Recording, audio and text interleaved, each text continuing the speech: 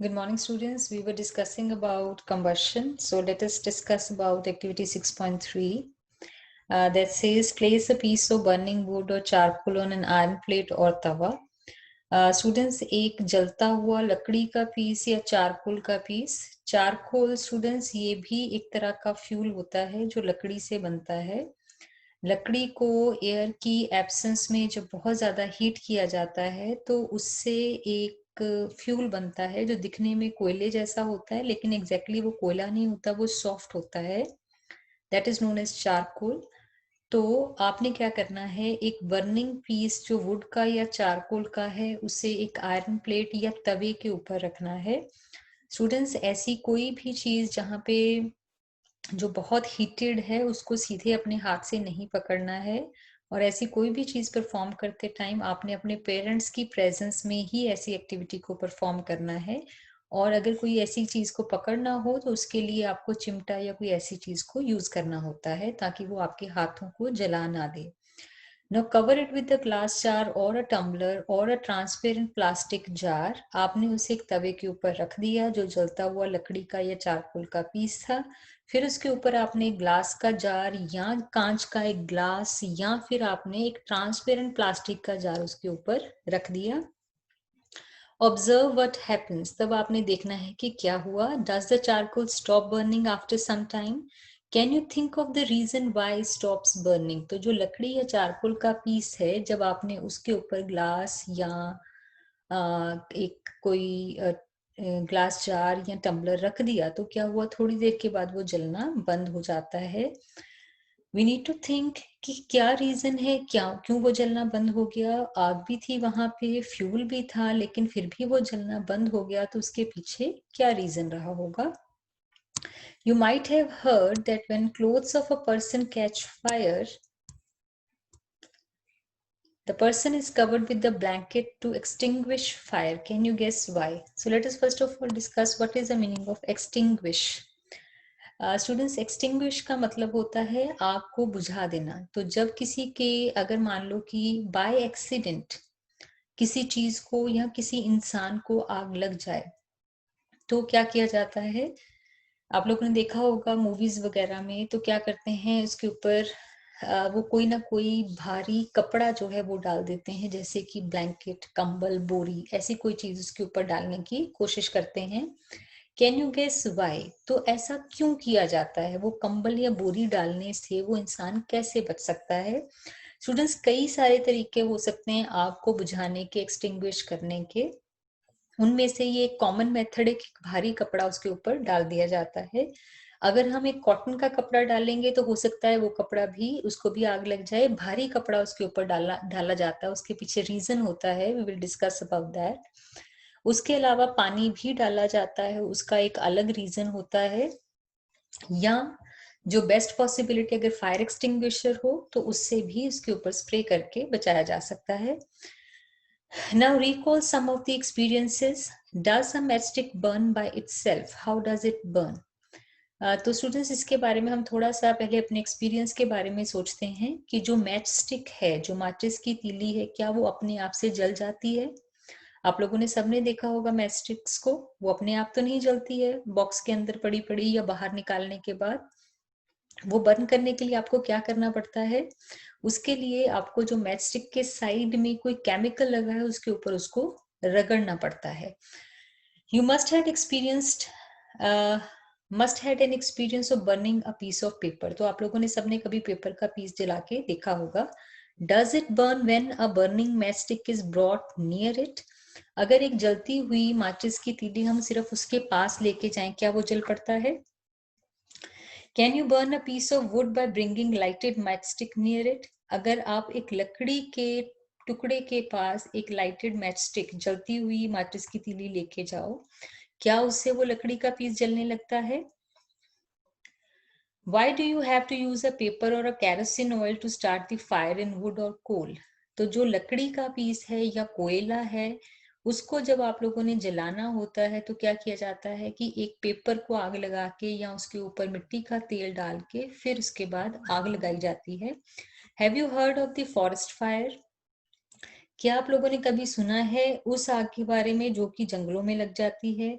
उसके पीछे क्या रीजन रहते होंगे, वो कैसे लग जाती है, उसको स्टार्ट करने के लिए क्या रिक्वायरमेंट रहती होगी? बेसिकली स्टूडेंट्स, फॉरेस्ट फायर एक एक्सीडेंटल और नेचुरल फिनोमिनन है जो अपने आप से होता है। उसके पीछे कई बार इंसानों की गलतियां भी रिस्पॉन्सिबल होती हैं, लेकिन जो सूखे पत्ते हैं उनके आपस में रगड़ की वजह से कई बार ऐसी सिचुएशन आ जाती है, या कई बार लाइटनिंग की वजह से ऐसी सिचुएशन आ जाती है कि जो सूखे पत्ते हैं फॉरेस्ट के, उनमें एक बार आग लग जाए तो वो आगे से आगे से आगे फैलती जाती है। कई बार इंसानों की गलतियों की वजह से भी ऐसा होता है। सो सी दिस थिंग, ये इस पिक्चर में उन्होंने दिखाया है फॉरेस्ट फायर के बारे में। During extreme heat of summer at some places dry grasses catch fire. तो जो ड्राई ग्रास होती है स्टूडेंट्स, उसमें रगड़ से, फ्रिक्शन से sometimes some sparks are produced और उससे आग लग सकती है। From grasses it spreads to trees and very soon the whole forest is on fire। और उससे क्या होता है, जो घास है उससे ट्रीज तक वो फायर पहुंचती है, और अल्टीमेटली क्या होता है, उससे धीरे धीरे सारे जंगल में आग लग जाती है। It is very difficult to control such fire. ऐसी फायर को कंट्रोल करना बहुत ही मुश्किल होता है स्टूडेंट्स, क्योंकि वो बहुत बड़े एरिया में लगती है और इसलिए उसको कंट्रोल करना मुश्किल हो जाता है। Do these experiences tell you that different substances catch fire at different temperatures? अब देखिए स्टूडेंट्स, एक पेपर के पीस को आग लगाना बहुत आसान है।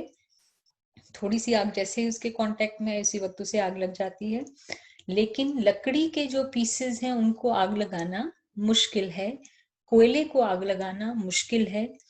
तो इसका मतलब क्या हुआ कि दोनों सिचुएशंस में आग लगाने के लिए उस चीज को किस टेम्परेचर तक आपको लेके जाना पड़ेगा, वो टेम्परेचर अलग अलग है। जैसे पेपर का पीस है, वो बहुत जल्दी ही जैसे ही आग के कांटेक्ट में आएगा उसी वक्त आग पकड़ लेगा, क्योंकि इसके टेम्परेचर को बहुत ज्यादा हाई करने की हमें जरूरत नहीं पड़ती है। जबकि लकड़ी का पीस या कोयले का पीस जो है उसके लिए बहुत ज्यादा टेम्परेचर की हमें जरूरत है। तो हमें लकड़ी को जलाने के लिए या तो पेपर का पीस जला के उसके ऊपर पहले डालना पड़ता है, या कैरोसिन डाल के, मिट्टी का तेल डाल के उसको पहले आग लगा के उसे हीट करना पड़ता है, तभी वो आग पकड़ती है। The lowest temperature at which a substance catches fire is called its ignition temperature। तो स्टूडेंट्स, ये क्वेश्चन आपको पूछा जा सकता है, What do you mean by ignition temperature? So ignition temperature क्या है? It is the lowest temperature। lowest का क्या मतलब है कि वो कम से कम टेम्परेचर। मान लो कि कोई चीज जो है वो 100 डिग्री सेल्सियस पे उसको आग लगती है, या मे बी 110 पे किसी चीज को आग लगती है, तो 110 से ऊपर जितने भी टेम्परेचर है उन सभी पे उसको आग लगेगी। यानी कि चाहे 200 डिग्री पे ले जाओ तब भी लगेगी, 300 पे ले जाओ तब भी लगेगी। लेकिन उनमें से सबसे कम कौन सा टेम्परेचर है जहां पे उसको आग लग गई, वो टेम्परेचर को हम इग्निशन टेम्परेचर बोलते हैं। तो 200 डिग्री या 300 डिग्री सेल्सियस उसका इग्निशन टेम्परेचर नहीं है। हालांकि उस टेम्परेचर पे भी आग लगेगी, लेकिन वो कम से कम टेम्परेचर कितना हो।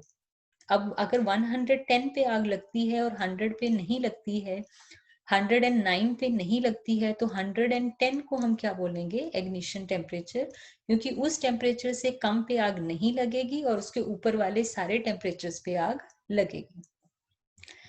Can you tell now why a matchstick does not catch fire on its own at room temperature?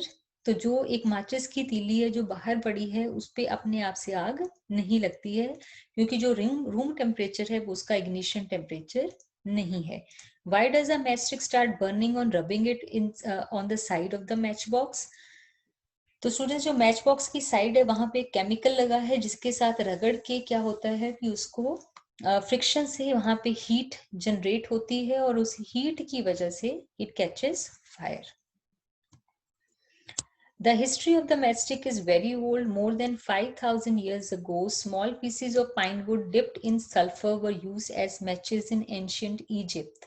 Egypt में स्टूडेंट्स पुराने टाइम पे क्या करते थे, वो छोटी छोटी पाइन वुड की जो टुकड़ी थे, जो पीसेस थे, उनके ऊपर सल्फर लगा के उसको एज मैचेस, एज मैचस्टिक वो यूज करते थे। The modern safety match was developed only about 200 years ago. जो आज के टाइम पे हमारे पास मैचस्टिक्स हैं, माचिस है, वो करीबन 200 साल पहले ही डेवलप हुई थी. A mixture of antimony trisulfide, potassium chlorate and white phosphorus with some glue and starch were applied on the head of the match made of suitable wood. तो उसको बनाने के लिए क्या क्या यूज किया जाता है स्टूडेंट्स, ये लर्न करना जरूरी नहीं है, that is just for your knowledge. उसके लिए 3 चीजों का मिक्सचर यहाँ पे उन्होंने बताया है. एंटीमनी ट्राइसल्फाइड, ये केमिकल है. पोटेशियम क्लोरेट, ये एक दूसरा केमिकल है. एंड व्हाइट फॉस्फोरस, ये एक तीसरी चीज है. इन सब चीजों को मिक्स करने के लिए कुछ ग्लू, कुछ गम यूज किया जाता है. उनमें मिक्स करके जो मटेरियल बनता है वो लकड़ी के टॉप पे लगाया जाता है. That makes your matchstick. When stuck against a rough surface, white phosphorus got ignited due to heat of friction. This started the combustion of the match. तो उसमें जो white phosphorus है वो friction से उसका temperature इतना हो जाता है कि उसे आग लग जाए और उसके बाद वो बाकी की चीजों को जलाना शुरू कर देता है. This started the combustion of match. However, the white phosphorus proved to be dangerous both for workers involved in manufacturing of matches and for the users. अब अगर सिर्फ व्हाइट फॉस्फोरस वहां पे लगाया जाता था तो वो डेंजरस था. जो लोग मैच बनाते हैं उनके लिए भी, क्योंकि उनसे भी यूज करते टाइम कभी फ्रिक्शन से वो हीट अप हो सकता था, क्योंकि वो बहुत जल्दी आग पकड़ता है. एंड फॉर दैट रीजन उसमें और चीजों को मिक्स किया गया. These days, the head of the safety matches contain only antimony trisulfide and potassium chlorate. तो फिर उन्होंने व्हाइट फॉस्फोरस को यूज करना कम कर दिया और आज के टाइम पे और भी कम कर दिया है. The rubbing surface has powered glass and little red phosphorus, जो कि थोड़ा कम डेंजरस है. व्हाइट की बजाय रेड फॉस्फोरस को यूज करना शुरू कर दिया और थोड़ा सा ग्लास यानी कि कांच का पाउडर, ताकि फ्रिक्शन जो है वो बढ़ सके. When the match is stuck against the rubbing surface, some red phosphorus get converted into white phosphorus and immediately reacts with potassium chlorate in matchstick head to produce enough heat to ignite antimony trisulfide and start the combustion. तो देखिए students कितना कुछ वहां पे हो रहा है. सबसे पहले जब आप उसे रबिंग करते हो तो जो रेड फॉस्फोरस है वो हीट होके व्हाइट फॉस्फोरस में कन्वर्ट होता है, जो कि जल्दी आग पकड़ता है. और वो उसकी हीट से क्या होता है, जो पोटेशियम क्लोरेट है वो रिएक्ट करता है और उससे हीट प्रोड्यूस होती है. पोटेशियम क्लोरेट, सबसे पहले व्हाइट फॉस्फोरस का इग्निशन हुआ, उससे पोटेशियम क्लोरेट की रिएक्शन स्टार्ट हुई और उसके बाद क्या हो गया कि पोटेशियम क्लोरेट से जो हीट प्रोड्यूस हुई वो इतनी थी कि उससे एंटीमनी ट्राइसल्फाइड जो है वो जल सके और उससे कंबशन स्टार्ट हो सके. All right students, so this was about the matchsticks. तो अभी स्टूडेंट्स आज हमने पढ़ा है रिगार्डिंग इग्निशन टेम्परेचर, जो कि अलग अलग मटेरियल्स के लिए अलग अलग होता है. और दूसरा हमने ये पढ़ा है कि आग को बुझाने के लिए हमें क्या करना पड़ता है. तो स्टूडेंट्स, जो उन्होंने वहां पे हैवी क्लोथ की बात की है वो लगाया जाता है, किसी इंसान के ऊपर डाला जाता है, उसके पीछे रीजन क्या होता है कि स्टूडेंट्स जो एयर है, एयर की प्रेजेंस जरूरी है आग के लिए, किसी भी चीज के कंबशन के लिए. तो जब हम किसी इंसान के ऊपर एक ब्लैंकेट डाल देते हैं तो उसकी बॉडी और बाहर की एयर, इन दोनों चीजों का कांटेक्ट खत्म हो जाता है.